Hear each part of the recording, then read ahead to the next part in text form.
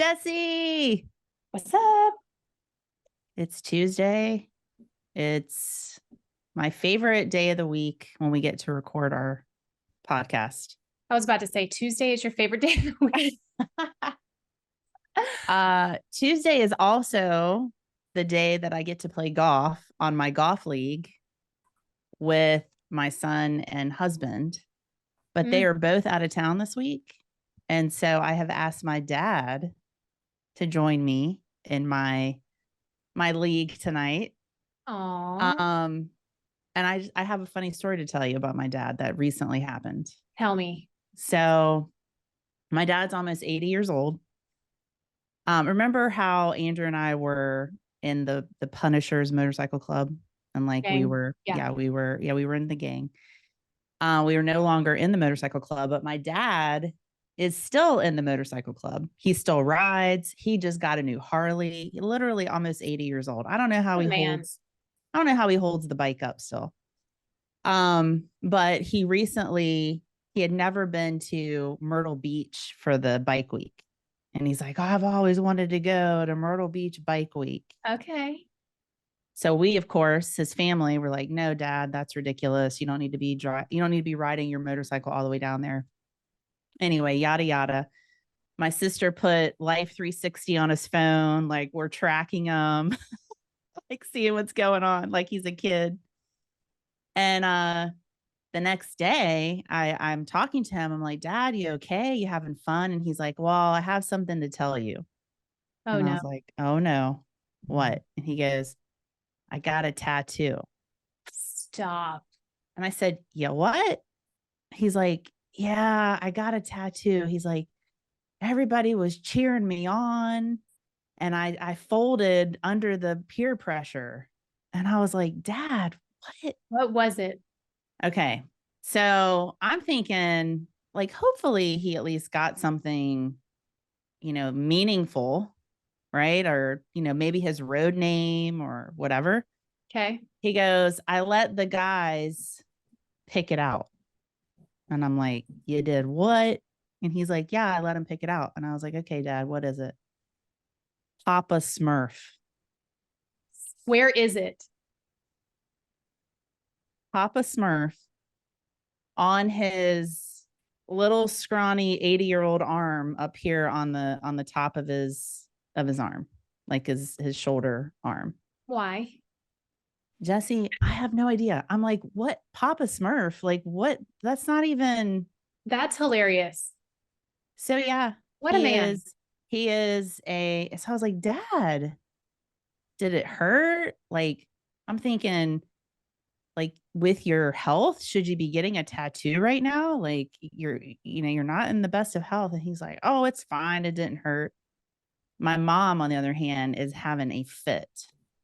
Like, That Stuart, too I can't believe. Yeah. So funny. my dad came back from bike week, Papa Smurf tattoo on his shoulder. Meanwhile, I joined a book club like an 80-year-old woman. That's the only update I have is I joined a book club. So we are two totally different people. And I aspire to be more like your dad. Yeah. Hey, ride Harleys and get tattoos at age 80. Okay, I'm doing it. All right, Jesse, let's have some fun. Let's rock and roll. All right, episode 16, Jesse. Can you believe this? And I am so excited today because we have a special guest. I mean, I'm always excited with you, of course, but sure. I look forward to this, but we have a special guest today. We have an award-winning online sales specialist, Miss Kelly Rushin. Hello. Hi. You are looking fabulous. Well, thank you. Thanks for joining us today. Absolutely. I'm so excited to be here. So, Jesse, I know I kind of introduced Kelly, but introduce Kelly to everyone. Okay. Kelly is one of my, are we allowed to say this on here? She is one of my favorite online sales Yeah, of course. because she gets it done. Like she gets everything done and it shows. She's a national award winner this past year at the NAHB at the Nationals. She was awarded Silver of the Year. So I have been working with Kelly for a while now, and it's just been the two of us. And now she's growing her team. And we thought, what better time to have an award winner join us than while she's in a transition? So, yeah, we wanted to have Kelly on and get all of her wisdom and hear Yeah. how things are going. That's awesome. Kelly, we're excited to have you. Thank you so much for joining us. And before we kind of get into what online people are talking about right now, which Jesse kind of gave you a preview, which is team dynamics, let's do some quick housekeeping. So we are excited because we are gearing up right now for our online sales and marketing summit that is coming up in October. And Kelly has graciously agreed to be a speaker. She's going to be on a panel that we're doing. So we, the coaching team at Do You Convert, we are busy creating some awesome content. So I think there's maybe a few tickets left. If you are wondering if you should attend, Kelly, should they attend? Absolutely. It's so fun. I talk about it to our new OSC. I talk about it to our marketing team, anybody who will listen. It's so much fun just to like reconnect and get so motivated. Last year, I loved the speakers that we had. So I cannot wait for this year. Yes. It's like summer camp, fall camp So for online sales specialists and Yeah. marketers. So definitely we'll put in the show notes how you can come if you're interested. And then Jesse, we just released our fall online sales academy. Yes. So what are the dates? Oh my gosh, you put me on the spot. November 6th and 7th, right? Yes. It's the two in-person days, and then, well, virtual in-person days on Zoom. Yes. And then an additional probably like 8 to 10 weeks, just because we're into the holidays. We might get a couple extra weeks thrown in there. So yeah, November through beginning of next year. Virtual online sales academy. So if you're wondering, should you attend, if you are new to the role and haven't or haven't really had any structured training, need some help kind of getting your program set up with processes and the fundamentals of online sales, you should definitely attend. It's a good time. And you get certified, official certification in online sales. So go to our website. We just announced that you can sign up on the VIP list. We'll be releasing tickets here in the future, but definitely don't miss out on that. So we're excited. Okay, what are online people talking about right now? Team dynamics. And so like Jesse said, we wanted to have Kelly on for several reasons, but she recently has a team member, right? Kelly, you went from solo online sales to having a new teammate. Yes. Let's first talk about like when you think about this, like what are the challenges? Because you were solo online sales specialist for a long time, right? Yeah, I'm going on almost 3 years. Okay. And so the team member that we brought on is very familiar with our company, which is great. So we already had that background. So I knew her, which made it a little bit easier. But when it first came, brought to my attention, it is a little scary. It's your baby. You're the only one in there. It's, everything. And so I was a little bit hesitant, a little bit nervous, but as we've grown and gotten busier, you start to feel like, okay, I do need a little bit more help. And so I've had to change my mindset a little bit and look at it from a growth perspective. And that's what keeps me like super excited that our leads are growing, our team is growing. It's all good stuff. Okay. There's so much to unpack in what you just said. So I want to first zoom out for a second. And talk about being a solo online sales specialist. I was too. Jesse came in, I think it was a team of 2, right? At the beginning when you started. Yep. What are the challenges that you have as a solo OSC in your mind? The thing that comes to my mind first, and this was more so in the beginning, was you don't have anybody, or I didn't have anybody to that could relate to me. When I came on board, our program was just getting started. So there was no one that I could, share my triumphs with, but also vent to. That nobody got what like this position was like, what it was like going through. And I didn't mind it at first because it was just me. I was doing my thing. And then really we came to the summit that first year, and it was my first opportunity to see other people who got it, and listening to everybody. It kind of triggered my mind to be like, there are people who get what you're going through, and you're not crazy. Yeah. Or, this is a struggle that is kind of across the industry. So that first summit was really where I felt like, okay, I am missing another piece, another partner. And then now, again, that we've grown, there's nothing worse than being on the phone and having a great phone call, but then your other line is ringing, and then that call has to go. So has been a pain point for me a little bit, is I'm missing leads that I don't want dropped. I need somebody to grab that and still be quick on response. Right.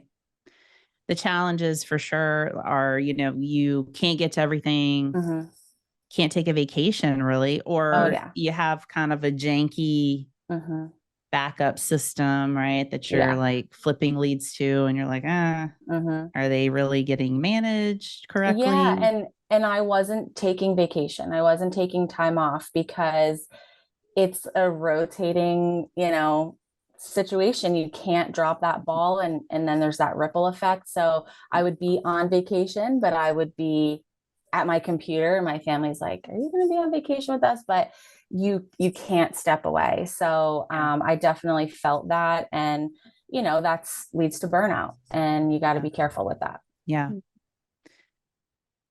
Jesse, any thoughts from you on that? Like when you got to the point where you guys were like, okay, we need to add another team member.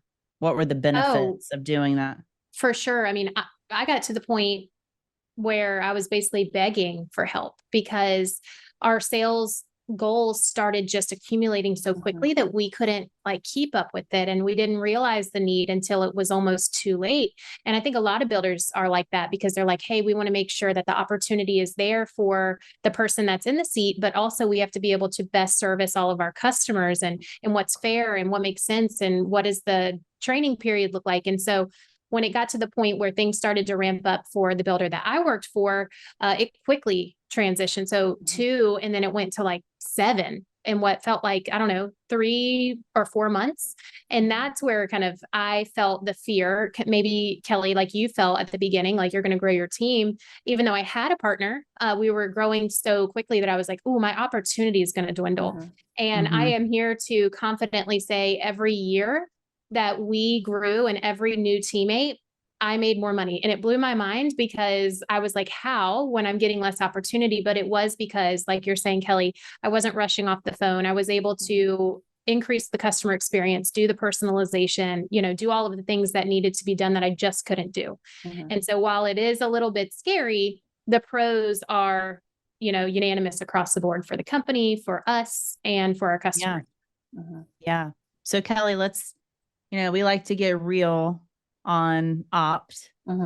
So you said, you had some fear, like realistically, like what's going through your mind? Well, it's the opportunity, right? Like it's figuring out what does your opportunity look like when it's your hand's the only hand in the pot. It all comes to you, what's going on. And I feel that most successful OSCs have that rotating schedule. Like I said, like if you drop one ball, you can kind of lose it. So I always felt like when it was just me, I knew what was going on, or at least I thought I knew what was going on, right? Like I was managing my emails, I was managing my CRM, and you feel like you've got a grasp on everything until somebody emails you and it's been maybe a month or 2 since they heard from you. You're like, crap. You're like, oh yeah. Yeah. But yeah, so that was always a big fear for me, is that it was, my feedback. I always knew what was going on in the communities and our sales reps and everything. So it's just somebody else being in your space. It's like your baby, So I think that was the biggest fear for me. And then, like I said, your opportunity, of course, that's going to change a little bit. It's not just fielding as many inbound calls, it is really working for that lead. Yeah. It's a mindset shift of like being in control of everything. I literally had this happen recently where I was on a call with a team that is growing, and one of the OSCs literally said right in front of everybody, "You're going to be taking money out of my pocket." And I was like, oh, snap. Whoa, we got to have a huge mindset shift here. Actually, if you're managing so many leads and you don't have enough bandwidth, you're actually losing. That's taking money out of your pocket because you're not able to get to all the leads. You're missing calls. You're like, oh, like I was supposed to get back to that person. They fell through the cracks, right? And you're so busy. So actually, like Jesse's saying, I have never seen a situation where there was a team member brought in to where the OSC's opportunity or income went down. It actually goes up because then you can manage the leads better, right? And you're not missing calls and things aren't falling through the cracks. So it is a disruptor. But like I've been so impressed with how you have taken on a leadership mentorship role with your new OSC. So I think talk a little bit about that because, I encourage everyone, like when you get to a certain point in your career and you're like, okay, it's time to either move on to something else or it's time to grow my team or whatever. Like when you get to a certain point, mentor and teach somebody else. That's the next step. Yeah. So like flipping your brain to like, I could teach this person and bring them on and help them be an amazing online sales specialist. And I've seen you doing that. So talk a little bit about how you've gone kind of through the training with her and how that's been going. Yeah, I think it is all about mindset. To me, it's very exciting. If you're passionate about this, like you want to talk to everybody, clearly, right? We want to talk to anybody who wants to listen about online sales. And so it was someone else that I could express that passion with and help them see maybe a position that they're not familiar with and see like the beauty in what this actually is and how exciting it can be. And that's been my mindset trying to just move forward is I want to share what I know and I want to share why this is the best job ever, and that's just kind of what I've been trying to carry.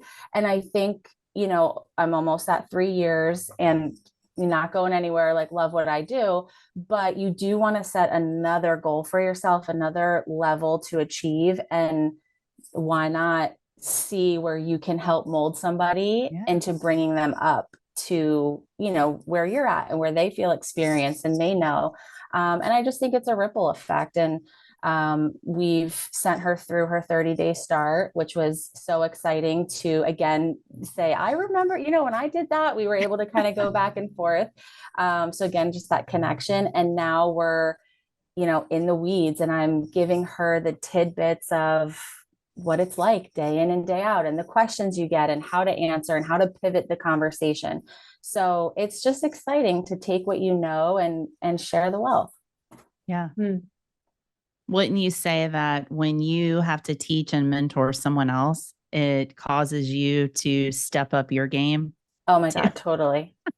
She's like, oh, I'll be listening to some of your calls today. I'm like, okay, hopefully I wasn't too busy. And then I'm like, you could do this one. And then I said, you know what? Like that's the beauty of this is you do get busy, you do miss your important calls, but it's that constant growth and going in with her and kind of putting yourself on the spot. We were booking an appointment the other day and we were so busy and I got through the call and I hung up and she didn't say anything and I didn't say anything. And I was like, I don't listen to that one. Like that was not the call. I missed my questions. but then that's also for me self-reflective to say, this is why I need somebody else, because now I send an appointment out and my sales consultants have an expectation of what my notes are going to look like. They immediately got on the phone and called me and like, hey, what's the deal with this person? Like, there wasn't a lot of notes. And again, then you look back at yourself and you're like, I know better. I've got to do better. So very self-reflective. That is the best though. You're like, oh dang, like I should be doing everything that I'm supposed to be doing. Right. Absolutely. Jesse, have you ever felt like that? Oh my gosh. Yes. And then, well, one, let me say you will learn a ton from a newbie. And just as much as she's learning from you, you're going to learn like, oh yeah, that was a best practice that like maybe I have just erased from my memory or whatever. And then also there's a healthy level of competition that comes into play when you have a teammate, you know, like our team was very competitive, like our team in a fun way. It wasn't, I want to beat this person. It was, how can we increase all of our numbers and increase our overall contribution? And with a teammate, you really can double down and make online sales presence known. And it's so fun to watch. Like there's some, okay, how much more can we do as a team? What's our online sales contribution?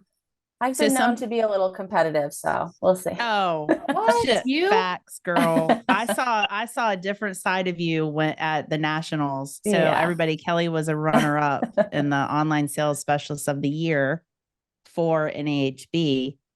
And she was a runner up. She didn't get the final golden ticket. However, man, she was ready to brawl. I was like, come on, girl, let's burn the place down. Let's It was awesome. It was awesome. It is.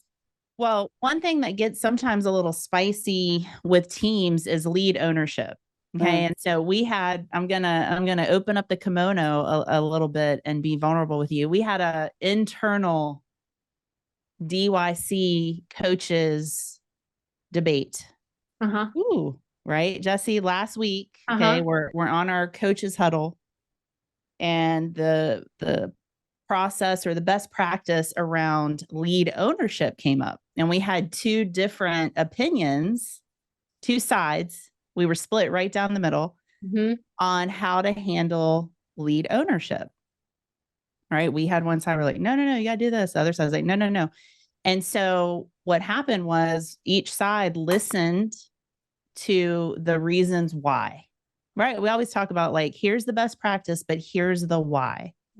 And so Jesse and I are going to share with you the final decision on lead ownership when you're working in a team. What is the best practice? It might be different from what you've heard in the past. So we're here to set the record straight, and we'll tell you the why. So when you have two people in a team or any team, and you have non-responsive leads, right? And responsive leads, basically. Those are the two that are being worked the most. You're trying to get to an appointment. If Jessie is on and I'm off, and she gets a call and it's a non-responsive lead in the system that is assigned to me, I've started them on a follow-up, but they have not responded to me yet. Okay. They're not responsive. Jessie can take it, connect with them, set an appointment, and it's her lead now. It's her appointment now. Okay. If person calls in, right? Jessie's helping them. She looks them up and they're a responsive lead. Okay. I'm off that day. They're responsive. I've got notes in there where I've connected with them. I've got, a future follow-up task in there. Jessie's going to help them, right? But it still counts as my appointment. So the big difference is non-responsive leads are, up for grabs, basically. Like if they haven't connected, if there's no, notes in there, right? They're up for grabs. They can be transferred. We talk about lead ownership. That lead ownership can be transferred over to your partner, unless it's a responsive lead with documentation, documented notes, documented follow-up. Then that stays with the original OSC. Okay. Jesse, do you remember like the why, the main why behind that? I was pulling out my notes because we were really racking our brain about this because there's two sides of the equation. And so when we came to kind of the understanding, it's like, okay, that totally does make sense. You know, we're all on board with this because it's ownership versus transferability of that lead. What was the effort that was put in? And what is the end goal for that customer? So we don't care regardless who helps them, as long as the customer's moving through their journey with our company. And so we don't want ownership to cause a ripple in, that's my lead, you know, or that's this person's lead. She'll get back to you when she's in the office. Like that's not best for customers, but there also has to be some type of incentive for if somebody goes on vacation for a week, you know, you should be able to get credit for non-responsive leads that you have to qualify, ask for the appointment, overcome the objection. And so as we were going through that list of things, it was like, well, if you had built that rapport with them, then they would have called your signature, or you would have engaged with them earlier if you had a better speed of response, or there was this whole list of, so it's, you know, being a good teammate, if it's a responsive lead, and even if your partner's working that day, or non-responsive lead and your partner's working that day and they're just not available, you help them out. And really the only time this is a problem when you're looking at something that's totally unscrubbed versus something that's scrubbed is a bad partner. You know, it's kind of an I scratch your back, scratch mine with the small bucket of leads, not the entire database that you've acquired over some time. Yeah. Kelly, any thoughts on that? Yeah, I love that. I was quite confused on what would be best practice, honestly. And that was the biggest question mark that I had the entire time is, how does it work? Right. And every time I'd think about it or talk to my leadership team, I'd go all the way down the rabbit hole and I'd be like, well, what if this and what if that? And there's so many what ifs, but I love that Jesse said the effort that you put in is kind of where that reward comes from. And I think either way, you have to have that partnership with your team member because it is going to cross, it's going to overlap, and it's got to be for the greater good in the end. And I feel like if it comes down to the nitty gritty for, you know, a specific situation, there's ways to work through that, talk through that with your leadership, and just keeping that communication as open, because I think it's inevitable. It all comes out in the wash in the end. You know, you're taking care of each other. But I think the biggest thing I just want people to understand is that one, you want to eliminate as many gray areas as possible, right? So that you're not going back and forth to your manager. But look, I talked to, you know, I did 20 non-responsive follow-up tasks, and I, you know, like in your every situation you're bringing to your manager, like that doesn't work. That doesn't feel good. So you want to eliminate as many gray areas. Of course, you're going to probably have one-off things every once in a while, but come up with the process and make it as simple as possible. Non-responsive can be transferred over if your teammate gets it. Responsive, documented, follow-up happening, stays with the original OSC. Team members just helping them out. Right? Did I explain that good, Jesse? Okay. Yeah. I think it also helps you identify, you know, if you might think you're a good teammate or a team player, and then a situation comes up and you're like, ooh, I don't play very nicely in the sandbox. Like, because we build all of this up and we're like, we're doing the things, but it, again, in the wash, it all comes out. So like if your partner takes an entire week vacation, now you have additional opportunity, even though you have additional work to do, and vice versa. When you're off, you're off. Like you get to completely, so the quality of life increases too when you get a little bit of extra bandwidth if you don't have a backup plan in place as a solo. So what happens when you have friction with your teammate? Ooh. Who wants to tackle that one? I don't know. I have been very, very lucky. We've got a great team here at Berks. I could talk forever, but I have not experienced that here. And I'm sure that even though, you know, our new OSC and myself get along great and we talk all of the time and all of those things, there will be a situation where, you know, somebody gets their toe stepped on. And I just think it comes back to the communication, being respective, and just remembering that you are a team, you know, and again, you're working towards one goal in the end. Nothing happens until a sale happens. Right. Like sales are what keep us employed. So let's just keep the customers going happy.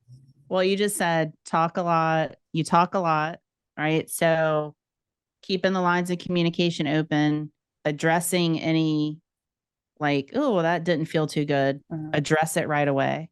You know, like don't let tensions build because then, you know, there's it's like an explosion.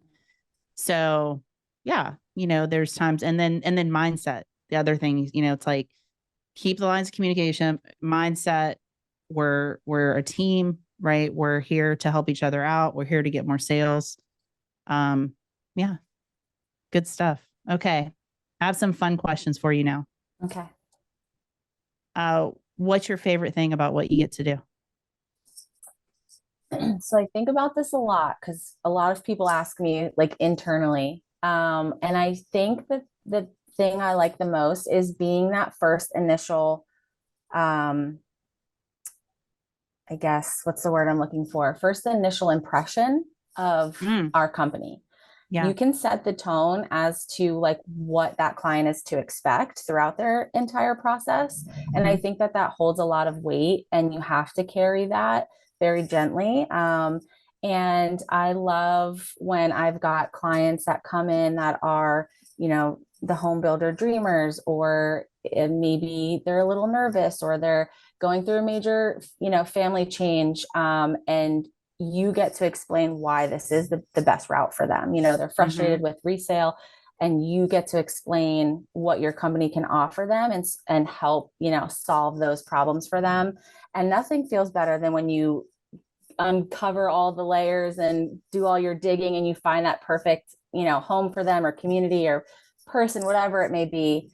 And they go to that appointment and then you get that response and they've had a great time. The sales consultant is happy. Everyone's happy. That's the dream, right? That's what you expect every time. Doesn't always happen, but that's very satisfying, I feel. Chills. I love it. Can you tell I love this job? Who inspires you? I think who inspires me would be my family, of course. I have 3 girls, and we talk a lot about the fact that girls run this world, right? Woo! And I'm always preaching to them that like you can have the best of both worlds. And I get to show them what it's like to show up every day, even though we're tired, even though we're doing a million other things. We show up every day, kick some butt. And I hope that that sets a good example for them. Heck yeah.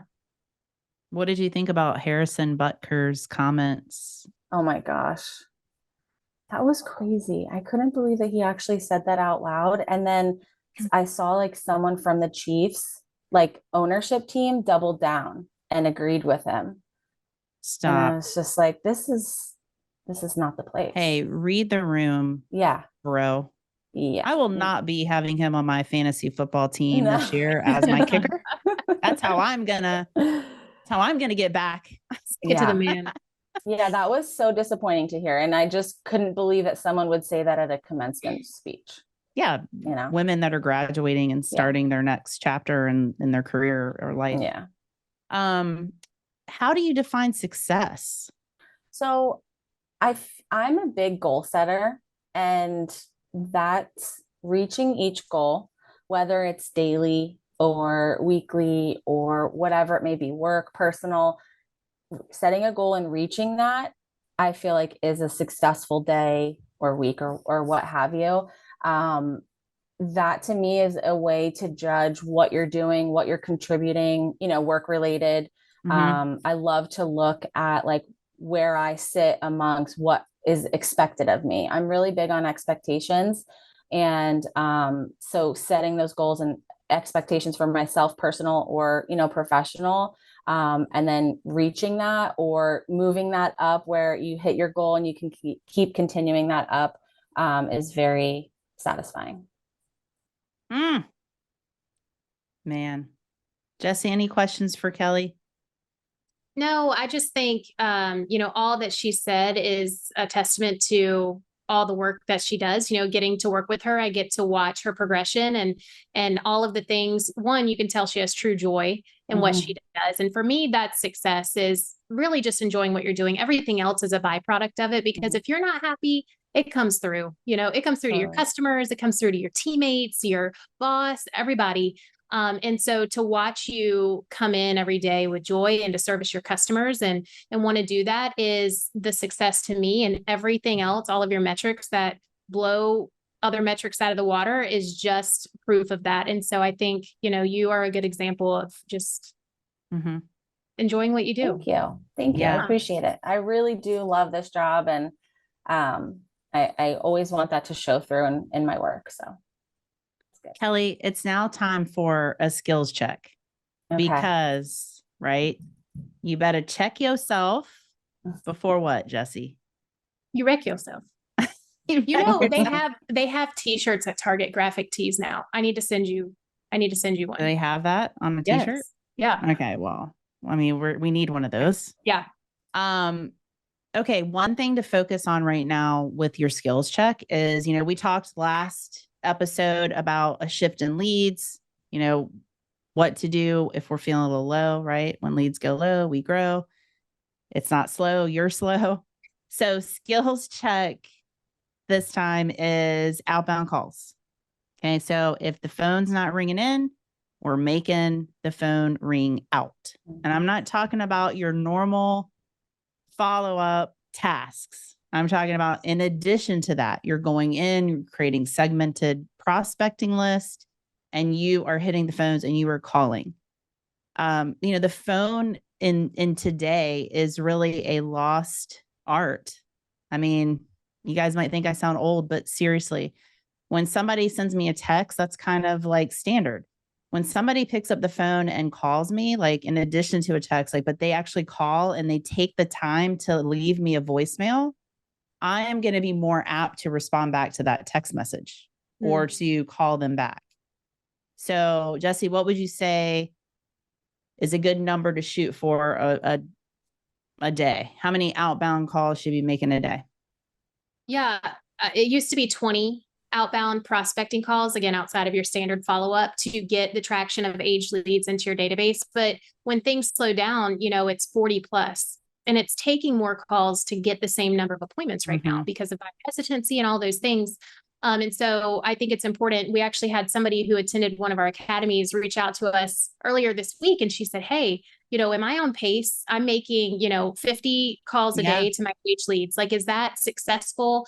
And it's fun for people to want to establish their career in a positive direction and know what's going on. And so she's making 50 plus calls a day. And so I think it's really just dependent on your bandwidth, and also the efficiencies of how you manage your day plays a big role in how much time you do have to be able to do those things. Yeah. And make sure you're calling from your number, not your cell, because I've run into this a lot recently. So this is another what online people are talking about, but calling from direct from their cell, and now the data is skewed a little bit. And then customer experience is a little bit confused because there's one number in their inbox, but another number in their voicemail. And so there's a little bit of confusion. So pro tips: call from CallRail or whatever call tracking platform you use. So keep it all inbound and outbound in one platform.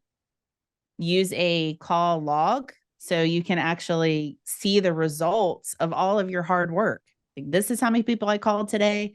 This is how many people I connected with. And these were the results. You will blow people's minds. Like when you go, I called 400 people this month and were able to connect with this many and got this many appointments. Wow. And then the other thing, there was something else. Speaking of team dynamics, like the beauty of being on a team is if you're going to sit down for, an hour or two and like, hey, I'm going to bust out some outbound calls, then your team member can handle the inbound calls while you're making your outbound. Like, hey, I'm going to take myself off of inbound call rotation because I'm going to bust these out. And then guess what? You guys switch, right? So then when your team member comes back on, like, okay, I'm going to go on inbound. I got you covered. and then you make your outbound calls. That way you don't have that pressure of like, I'm trying to make outbound calls, but I got inbound calls coming too. You can have focused, dedicated attention to making those outbound calls. So I get have a after story it, on this everybody. really quick. I have to tell you. Yes. So like I said, we've stayed pretty busy, and there was a day where we needed to do some targeted prospecting. So I created a list, and I thought, okay, I'm busy. I'm taking inbound calls, and I've got my email going. I'm just going to text these people first. We're going to start with text. And I love text. We get great response from text, but I texted everybody, and the response was so many people that I felt like I wasted my time toggling back and forth. And I got through the day and I'm like, oh my God, like all 50 of these people responded back to me. And now I'm taking so long to just give them the direct information. If I would have just picked up the phone, they would have picked up their phone, and we could have just had a more of a natural conversation, and I would have eliminated going back and forth and wasting so much extra time.